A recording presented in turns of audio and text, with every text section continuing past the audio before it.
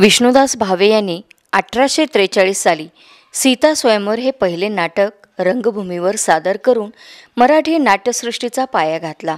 1943 साली या घटनेचे स्मरण म्हणून राज्यातील या क्षेत्रातील सर्व नामवंत एकत्र आले आणि सांगली येथे 5 ते 7 नोव्हेंबर या कालावधीत शताब्दी महोत्सव साजरा करण्यात आला. या निमित्ताने 5 नोव्हेंबर रोजी नाट्य संमेलन आयोजित करण्यात आले होते. या संमेलनाचे अध्यक्ष वी दा सावरकर होते. याच दिवशी नाट्यविद्येच्या संवर्धनासाठी अखिल महाराष्ट्र नाट्यविद्या मंदिर समिती स्थापन करण्यात आली. चिंतामणराव पटवर्धन यांनी दिलेल्या जागेवर विष्णुदास भावे यांच्या स्मरणार्थ या नव्याने उभारण्यात येणाऱ्या नाट्य मंदिराची कोनशिला बसवण्यात आली. सीता स्वयंवर हे मराठीतील पहिले गद्य पद्य मिश्रित नाटक जन्मास आले. नृत्य, गायन, अभिनय, देव, गंधर्व, अप्सरा, ऋषी, विदूषक इत्यादींनी युक्त ही पौराणिक नाटके सर्वसामान्यांची करमणूक करू लागली. मराठी संगीत नाटकांनी तर मराठी माणसाच्या हृदयामध्ये कायमचे स्थान निर्माण केले.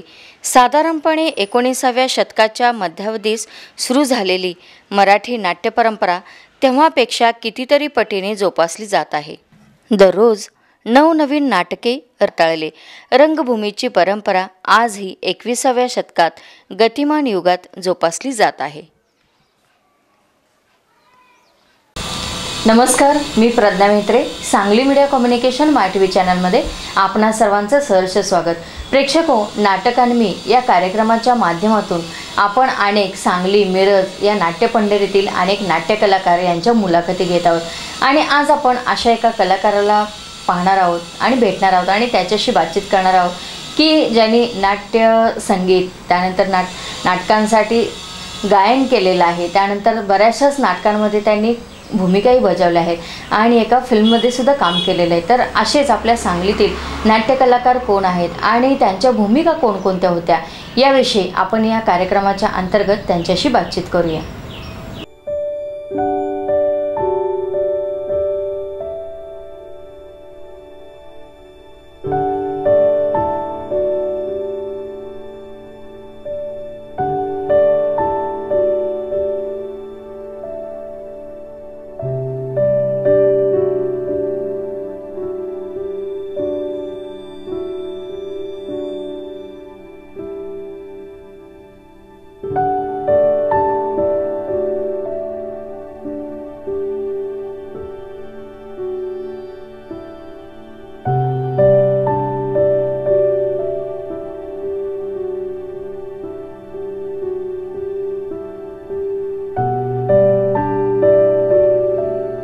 रसिक श्रोते हो, नमस्कार.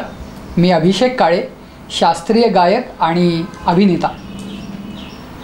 नमस्कार सर. मी प्रज्ञा म्हेत्रे. सांगली मीडिया कम्युनिकेशन मायटीव्ही चॅनलमध्ये आपलं सर हार्दिक स्वागत आहे. आणि आपण जे काही संगीत नाटकांमध्ये गायन वगैरे करत आहात, तर हा जो काही प्रवास आहे, तर हा आपला प्रवास कसा सुरू झाला याबद्दल आमच्या प्रेक्षकांना नक्की जाणून घ्यायला आवडेल. नक्की. खरं म्हणजे संगीत नाटकात काम करण्याआधी मी एक शास्त्रीय गायक म्हणून सर्वांना परिचित आहेच. परंतु संगीत नाटक ज्या वेळेला तुम्ही पाहता किंवा संगीत नाटक आपण ज्या वेळेला त्यातील गाणी ऐकतो, ही शास्त्रीय संगीताशी रिलेटेड असतात. म्हणजे त्याचा पाया हा क्लासिकल म्युझिकशी रिलेटेड असतो. त्यामुळे शक्यतो संगीत नाटकांमध्ये काम करणारा गायक अभिनेता हा शास्त्रीय संगीतातला असावा अशी प्रत्येकच दिग्दर्शकाची इच्छा असते. तर त्याच्यासाठी म्हणून मला सगळ्यात प्रथम चंद्रकांत धामणीकर त्यांचा फोन आला होता संगीत शारदेतल्या एका भूमिकेसाठी. पण कार्यक्रम माझे बाहेरगावी आणि इतर ठिकाणी असल्यामुळे मी त्यावेळेला ते नाटक करू शकलो नाही. पण दुसऱ्या वेळेला आपल्या सांगलीतलेच एक अभिनेते शशांक लिमये, त्यांचं संगीत संशय कल्लोळ हे नाटक ते त्यावर्षी सादर करणार होते आणि त्यातल्या अश्विन शेठच्या कॅरेक्टरसाठी त्यांचा मला फोन आला की हे कॅरेक्टर तूच केलं पाहिजेस आणि तुझ्याचकडनं मला ते करून घ्यायचं आहे. आणि त्याच्यानंतर मग मी शशांक दादांना असं सांगितलं की ठीक आहे, आपण बघू ॲटलिस्ट स्क्रिप्ट, कारण मला त्यातलं काहीच गोष्टी माहीत नव्हत्या. मुळामध्ये संगीत नाटकाचं वाचन कसं करावं इथून पासून त्यातली गाणी ह्या सगळ्या गोष्टी मला काहीच माहीत नव्हत्या. पण मग शशांक लिमये त्यांनी इथे घरी येऊन मला स्क्रिप्ट वाचन सुरू केलं ते 2-3 महिने आम्ही फक्त स्क्रिप्ट वाचत होतो आणि त्याची सवय लागल्यानंतर मग त्या सगळ्या गोष्टी झाल्या आणि मग मी पहिल्यांदा रंगभूमीवर अभिनेता म्हणून जे पाऊल टाकलं ते संगीत संशय कल्लोळमधून अश्विन शेठच्या भूमिकेत. आणि त्यावेळेला मला महाराष्ट्र शासनाचं गायनासाठीचं एक गुणवत्ता प्रमाणपत्र मिळालं होतं. त्यामुळं पहिल्याच पदार्पणात एक बक्षीसही मिळाल्यामुळे मला त्याचा हुरूप आला. आणि मी मगाशी म्हणालो त्याप्रमाणे संगीत नाटकामध्ये जे गाणं असतं ते गायची एक वेगळी पद्धत असते. म्हणजे तुम्ही जो राग गातात त्या रागाला धरून जरी असलं तरी शास्त्रीय संगीत गाणं आणि संगीत नाटक करण्यात खूप फरक आहे. तर सांगलीतील ज्येष्ठ गायक आणि माझे आत्ताचे गुरु पंडित शरद बापट सर यांनी मला खूप मार्गदर्शन केलं की संगीत नाटकामध्ये गाणं कसं प्रेझेंट करावं. कारण आम्हाला नुसतं बसून गाण्याची सवय होती, त्यात अभिनय हा आम्हाला येत नव्हता. परंतु या सगळ्याच लोकांनी वेळोवेळी छान मार्गदर्शन केलं आणि माझी सुरुवात झाली या पद्धतीने. आता सर जे काही रेग्युलर आपण नाटक पाहतो ते नाटक आणि संगीत नाटक यामध्ये फरक काय आहे? आपण जी इतर नाटकं बघतो त्या सगळ्या नाटकांना म्हणजे जी व्यावसायिक असतील किंवा हौशी असतील कुठलीही असतील, परंतु त्या नाटकांमध्ये तुम्हाला एक बॅकग्राऊंड म्युझिक वेगळं ते लोक देऊ शकतात. परंतु संगीत नाटकांमध्ये ती गाणी ऐकायसाठी म्हणून लोक येतात. म्हणजे असं नाही की त्या स्टोरीला काहीच अर्थ नाही आहे, स्टोरीला नक्कीच अर्थ आहे, पण ती पूर्ण कथा पुढं नेण्याचा जो महत्त्वाचा एक काय म्हणतो आपण टप्पा असतो तो हे गाण्याच्या माध्यमातून त्यांनी केलेला असतो. म्हणजे ती स्टोरी पुढे गाण्याच्या थ्रू जात असते. आणि खूप मोठे मोठे कलाकार बालगंधर्व असतील, छोटा गंधर्व असतील, अशा अनेक लोकांनी, पंडित राम मराठे असतील, ह्या लोकांनी संगीत नाटक इतक्या वेगळ्या उंचीला नेऊन ठेवलं होतं की थोडे दिवसानंतर ते संगीत नाटकातली गाणी ऐकायसाठी म्हणून लोक यायचे. आणि त्यामुळे मला असं वाटतं की संगीत नाटकांमध्ये तुम्हाला दुहेरी आनंद मिळतो. अभिनयाचा तर आनंद असतो, पण त्याचबरोबर तुम्हाला लाईव्ह गाणी ऐकायला मिळतात. आणि नाटकाचा कुठलाही प्रकार असो तो अवघडच आहे, कारण तुम्हाला ऑन स्टेज त्यावेळेला लाईव्ह परफॉर्मन्स द्यायचा असतो. त्यामुळे मला असं वाटतं की संगीत नाटक आणि इतर नाटकं ह्यात फरक असा आहे की त्यात तुम्हाला गाणी ऐकायला मिळतात आणि ती ऑन स्टेज परफॉर्म करायची असतात. आणि गायकांना नुसतंच डायलॉग नाही तर त्या डायलॉग घेऊन परत गाणं गायचं असतं. त्यामुळे ती एक तारेवरची कसरत असते सगळ्याच कलाकारांसाठी. आता सर संगीत नाटक जे आहेत म्हणजे फार पूर्वी काळापासून संगीत नाटकं चालत आली, त्यानंतर आत्ताच्या काळामध्ये संगीत नाटकांना कितीसा प्रेक्षकांकडून प्रतिसाद मिळतो आहे? पूर्वीची जी संगीत नाटकं होती म्हणजे जी आत्ता आम्ही सुद्धा तीच करत येतोय, तर मला असं वाटतं की जुनी पिढी जी संगीत नाटकांना इतकी जात होती तेवढी आत्ताची तरुण पिढी त्याच्याकडे वळत नाही. असं असताना देखील काही संगीत नाटकांवरच आधारित पिक्चर मधल्या काळात येऊन गेले. जसं की सुबोध भावेंचा बालगंधर्व येऊन गेला, त्याच्यानंतर कट्यार काळजात घुसली हा नाटकावरच आधारित पिक्चर येऊन गेला. तर आत्ता अशी सध्याची परिस्थिती आहे की तरुण वर्गाला पुन्हा एकदा संगीत नाटक हे आवडायला लागलंय, ज्याचा आम्ही स्वतः प्रत्येक अनुभव घेतलेला आहे की तरुण मुलांची गर्दी, मुलामुलींची ही संगीत नाटकाला आता सध्या पुन्हा एकदा होऊ लागली आहे. पण अर्थातच त्याचं सगळ्याचं श्रेय ह्या सगळ्यांनी जे चित्रपट काढले त्या चित्रपटातून नवीन पिढीला समजलं की नाही बाबा संगीत नाटकांमध्ये काहीतरी मजा आहे. जे आपण चित्रपटात बघतो तेच आपल्याला जर प्रेक्षागृहात जाऊन पाहता आलं लाईव्हली, तर ह्या संकल्पनेतून एक तरुण वर्ग आत्ता पुन्हा एकदा संगीत नाटकासाठी येतोय.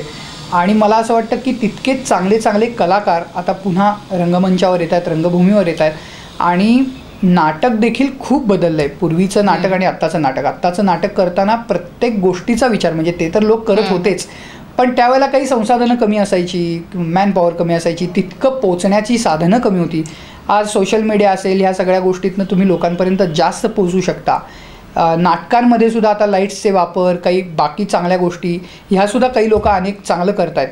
तर मला असं वाटतं की आता नाटक जितकं पूर्वी ऐकायचं होतं तितकंच आता ते बघायलासुद्धा छान वाटतं.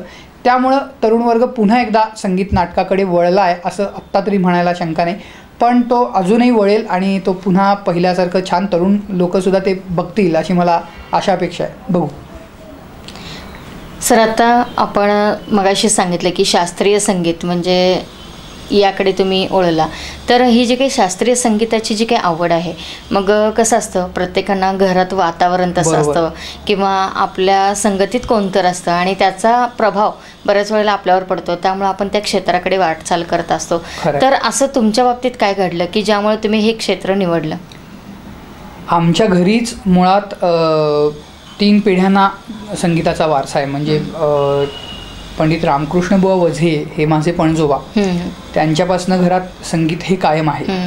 तर माझी आई स्वतः उत्तम गायिका आहे. ती पद्मविभूषण डॉक्टर गंगूबाई हनगल यांच्याकडे तिचं 15 वर्ष गाण्याचं शिक्षण झालं आहे. तर मला लहानपणापासून गुरु बाहेर कधीच शोधायला लागले नाहीत. ते मला आईच्या रूपानं घरीच होते. त्यामुळे मला त्याचा फायदा असा झाला की आई लहानपणापासूनच शास्त्रीय संगीत इकडे तिचे घरी पण क्लास असायचे, तिचा स्वतःचा रियाज असायचा. त्यामुळे मी अगदी लहान असल्यापासनं गाणं हे सतत माझ्या कानावर पडत होतं आणि त्याची अर्थात आईमुळे मला आवड होती. ते बायबॉर्न कुठेतरी आत होतं आणि मग तिने जसं मला कळायला लागलं तसं मग एक एक बंदिश शिकवणे आणि छोट्या छोट्या रागांची माहिती देणे असं तिनं शिक्षण माझं सुरू केलं आणि त्यातून मला त्याची आवड लागली खऱ्या अर्थानं. आणि त्यामुळे घरी आई होती, माझे बाबा तबला वाजवतात, त्यामुळे मग मला असं वाटतं की घरातच इतकं सगळं चांगलं होतं. माझा काकाही गातो, आत्या गाते, आजी गाते, त्यामुळे सगळं कुटुंबच अख्खं गाण्यात आहे. त्यामुळे असं सगळ्यांनीच सपोर्ट केला आणि त्यामुळे सतत 24 तास छान गाणं ऐकणे, रियाज करणे ह्यात इतका छान वेळ गेला की त्यातनं शिकणंही तेवढंच झालं आणि मग ते आता माझं पुढे करिअर म्हणूनच मी निवडलं. आता आपण शाळेमध्ये असताना, म्हणजे जसं तुम्ही सांगितले की लहानपणापासूनच तुम्ही या वातावरणामध्ये होता, तुमचं अख्खं कुटुंब याच्यामध्ये होतं. तर शाळेमध्ये गेल्यानंतर म्हणजे आपण आता जे स्नेहसंमेलन वगैरे असतात, मग त्याच्यामध्ये कधी तुम्ही शास्त्रीय संगीताचा कोणता कार्यक्रम वगैरे केला होता का?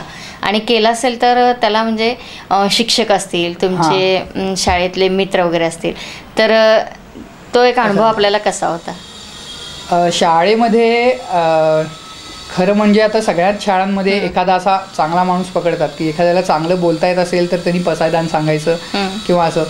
तर मी चांगला गात होतो नाही होतो माहीत नाही, परंतु एक गाणं येत होतं.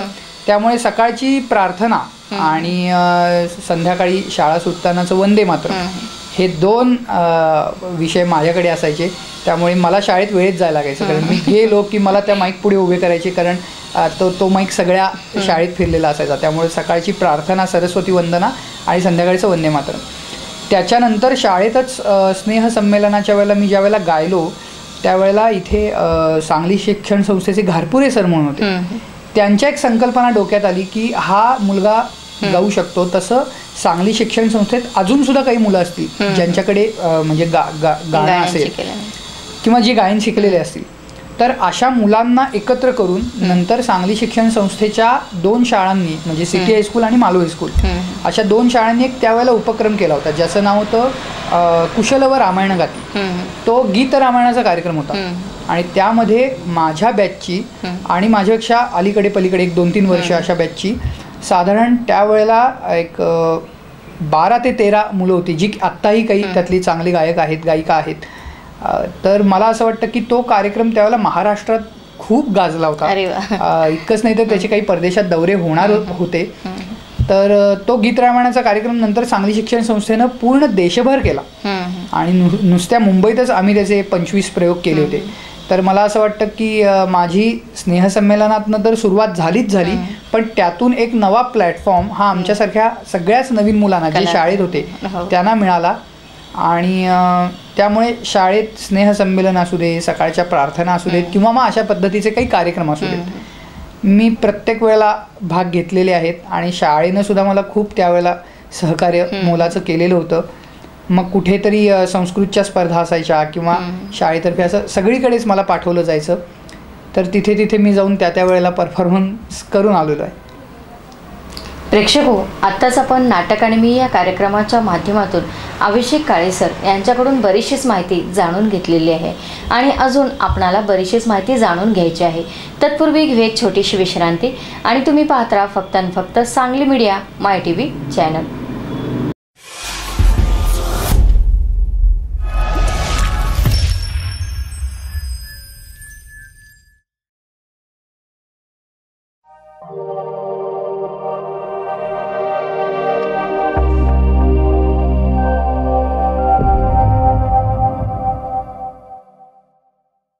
am Dhundiraj Govind Phalke from India. I want to make a motion picture. Can you help? 3 मे 1913 रोजी दादासाहेब फाळके यांनी राजा हरिश्चंद्र नावाचा पहिला भारतीय चित्रपट बनवला. या चित्रपट सृष्टीला 100 वर्षापेक्षा जास्त मोठा इतिहास आहे. या इतिहासाचे साक्षीदार व्हायचे का तुम्हाला? तर मग आमच्या या SMC मराठी चॅनलवर मराठी चित्रपट व गाणी पहा आणि व्हा साक्षीदार.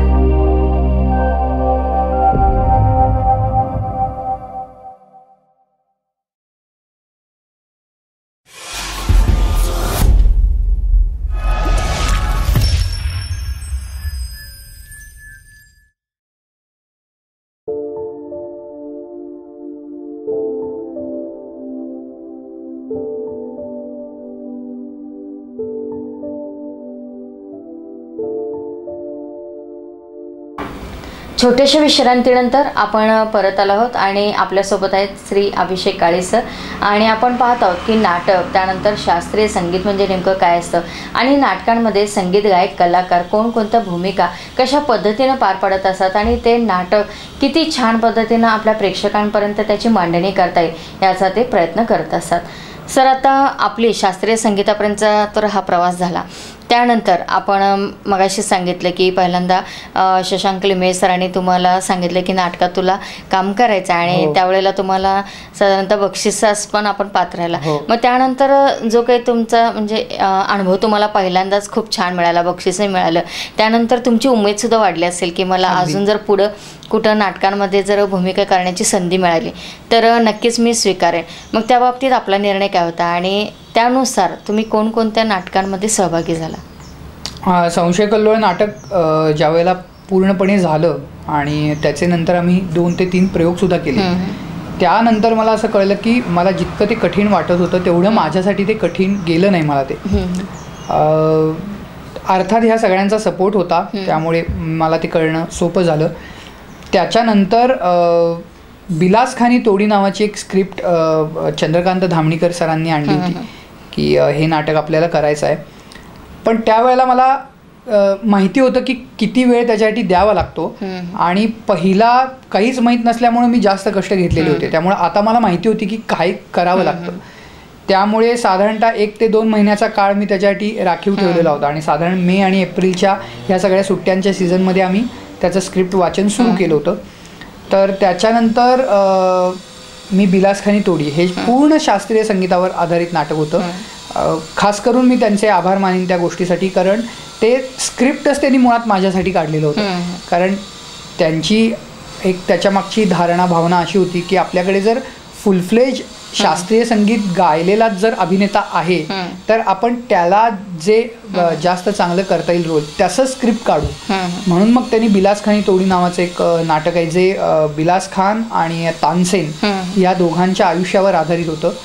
तर ते नाटक आम्ही केलं आणि त्यात पण मला दुसरे वर्षी महाराष्ट्र शासनाचं रौप्य पदक मिळालेलं होतं.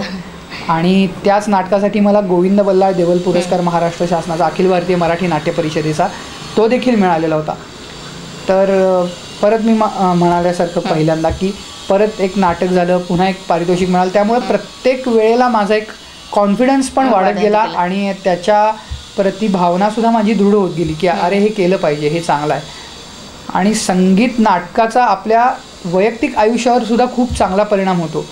तुमची एक पर्सनॅलिटी डेव्हलपमेंट जो आपण भाग म्हणतो की स्टेजवर तुम्ही बोलणं, तुमचं लोकांची रिॲक्शन, लोकांची इंटरॅक्शन, ह्या सगळ्या गोष्टी तुमच्या बदलत जातात.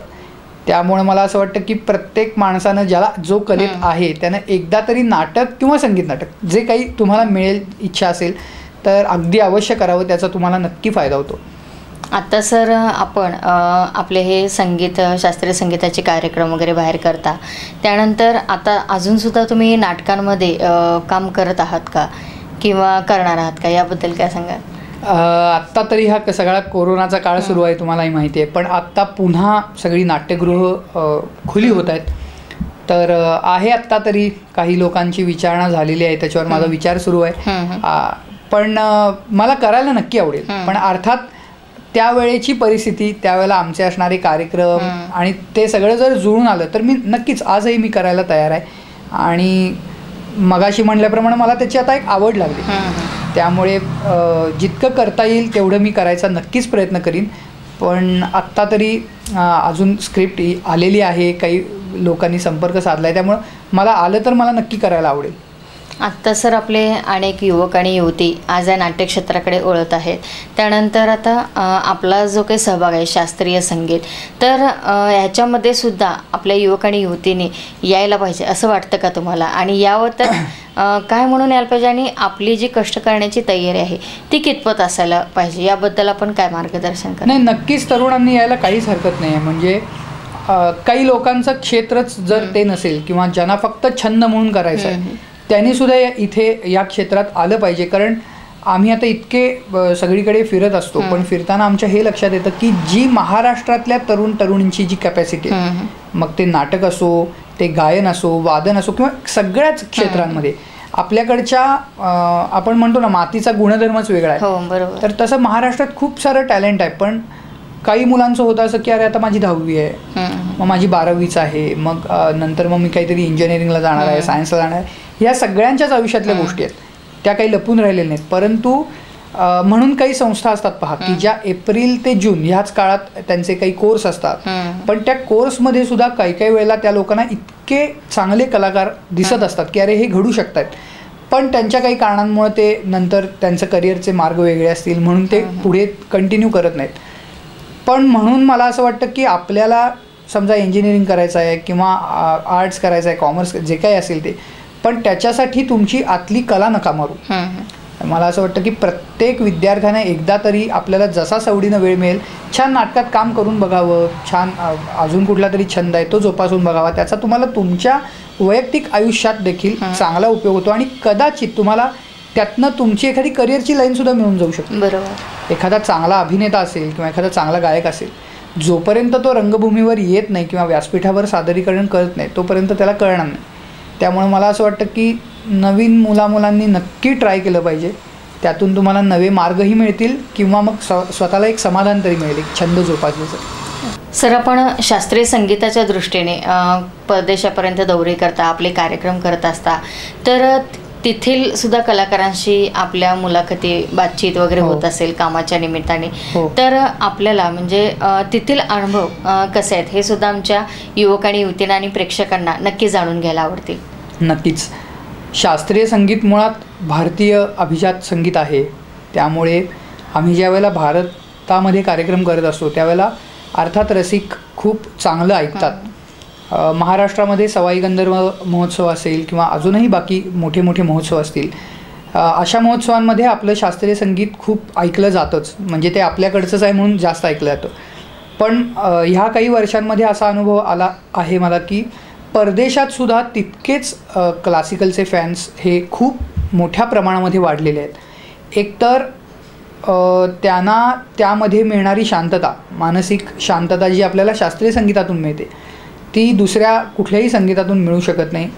त्यामुळे तिकडचे लोक हे जास्त शास्त्रीय संगीत ऐकतात. ज्यावेळेला आम्हीसुद्धा तिकडे परदेशात जातो त्यावेळेला पूर्वीचे येणारे लोक आणि आता तरुणांची सुद्धा संख्या त्यात वाढलेली आहे आणि पूर्वीपेक्षा आत्ता नक्कीच लोक जास्त क्लासिकल ऐकायला लागले आहेत. ही खरंच खूप चांगली गोष्ट आहे.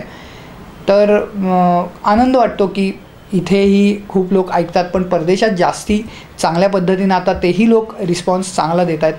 तर आहे आता शास्त्रीय संगीत असं छान सुरू आहे आणि माझ्याकडनं जितकं मला डिलिव्हर करता येईल छान म्युझिक तेवढा मी चांगला रियाज करून ते लोकांपर्यंत पोचवायचा नक्की येणाऱ्या काळात प्रयत्न करेन. मी तुम्हाला हे सगळं सांगतोय, पण त्याचबरोबरीनं मला आणि या ठिकाणी मुद्दा सांगायचा आहे की आजकाल तरुण मुलींच्यात करिअरबद्दल खूप चर्चा असते किंवा एक परदेशाचं एक फॅसिनेशन असतं की तिकडे जायचं आहे, तिकडे मला मग पुढचं उच्च शिक्षण करायचं आहे किंवा मग करणाऱ्या नोकरीतनं पुढे तिकडे संधी मिळायची. तर ह्या माध्यमातून मी त्या सगळ्यांना सांगू इच्छितो, तुम्ही शास्त्रीय संगीत उत्तम प्रकारे शिकलात. शास्त्रीय संगीत असंच नाही, तुम्ही कुठलंही संगीत घ्या किंवा कुठलेही छंद कला जे काय असेल ते, तर ते सुद्धा जर तुम्ही खूप डिवोशनली केलं, कष्ट घेतलेत आणि त्यात जर तुम्ही सफल झालात तर ह्याही मार्गातून तुम्हाला परदेश दौऱ्यांचे अनेक संधी उपलब्ध आहेत. आणि मी म्हणल्याप्रमाणे त्या लोकांना जास्त आपल्याकडचं म्युझिक ऐकायची आत्ताच्या काळामध्ये गरज आहे किंवा त्या लोकांना ते आवडतं आहे. भारतामध्ये होतं असं की भारतामध्ये अनेक लोक तुम्हाला शिकवायला मिळतात. कारण आपल्याकडं ऑलमोस्ट प्रत्येक गल्लोगल्ली एखादा शास्त्रीय संगीताचा क्लास आपल्याला बघायला मिळेल. काय प्रकारचं शिक्षण मिळतं आहे ह्याच्यापेक्षा आज ते शिक्षण ॲटलिस्ट आपल्याला मिळतं आहे. सगळेच क्लास काही तेवढे दर्जेदार असतील अशातला भाग नाही, पण तशाच संधी तुम्हाला परदेशात देखील मिळतात. पण परदेशात क्लासेसचं प्रमाण खूप कमी आहे आणि तिकडे लोकांना आत्ता शिकायची इच्छा खूप आहे, पण शिकवणारे लोकच नाही आहेत. त्यामुळं ज्या मुलामुलींचं चांगलं करिअर ह्या क्षेत्रात होऊ शकतं ते लोक उद्या उठून अमेरिकेतसुद्धा जाऊन स्थित होऊन तिकडेही त्यांचा काय असेल तो क्लास किंवा त्या प्रकारचे कार्यक्रम हे सगळं करू शकतात. याचं उत्तम उदाहरण म्हणजे महेश काळे आहेत, जे आज त्यांची एक अख्खी इन्स्टिट्यूट तिकडे चालवत आहेत क्लासेसची आणि परत कार्यक्रम देखील करत आहेत. तर मला असं सांगायचं आहे की ह्या माध्यमातून की ह्या क्षेत्रात तुम्हाला छान बाहेरही खूप संधी आहेत. फक्त तुम्ही योग्य वेळी रियाज आणि खूप कष्ट केले पाहिजे. सर, आज तुम्ही इथे आलात आणि खूप छान पद्धतीनं आमच्या प्रेक्षकांना आणि युवक आणि युवतींना मार्गदर्शन केलं. त्याबद्दल सांगली मीडिया कम्युनिकेशन माय टी व्ही चॅनलतर्फे धन्यवाद देते आणि पुढील वाटचालीसाठी आपणाला सांगली मीडिया माय टी व्ही चॅनलकडून हार्दिक शुभेच्छा सर. मनपूर्वक धन्यवाद. मी सांगली मीडिया आणि माय टी व्ही चॅनल यांचा मनापासून आभारी आहे, कारण त्यांनी मला ह्या त्यांच्या कार्यक्रमामध्ये येऊन माझी कला आणि सगळ्या एकंदरीत माझ्या करिअरबद्दल बोलायची मला संधी दिली. त्याबद्दल त्यांचे मनपूर्वक आभार. प्रेक्षको, आत्ताच आपण नाटक आणि मी या कार्यक्रमाच्या माध्यमातून श्री अभिषेक काळे सर यांच्याकडून नाट्यसंगीत कसं असतं, त्यानंतर शास्त्रीय संगीत म्हणजे नेमकं काय आहे आणि या शास्त्रीय संगीतातून सुद्धा अनेक कलाकार निर्माण होऊ शकतात आणि त्यांना अनेक करिअरच्या वाटासुद्धा उपलब्ध आहेत आणि अनेक अनुभव आपल्याशी त्यांनी आपल्या या बातचीतीमध्ये आपणाला ऐकायला मिळाले. आणि याचं प्रक्षेपण सांगली मीडिया कम्युनिकेशन माय टी व्ही चॅनल करतं की ज्यामध्ये आपणाला असे अनेक दिग्गज कलाकार आपल्याला या कार्यक्रमाच्या माध्यमातून आपल्या भेटीस येणार आहेत, आपली मतं सांगणार आहेत. त्यानंतर या नाट्य क्षेत्रामध्ये आलेले अनुभव असतील, गमती जमती असतील, ते सुद्धा आपणाशी शेअर करणार आहे. तर आपल्याला अशाच प्रकारचे अनेक नाट्य कलाकार घेऊन येते मी पुढील भागामध्ये. तोपर्यंत नमस्कार.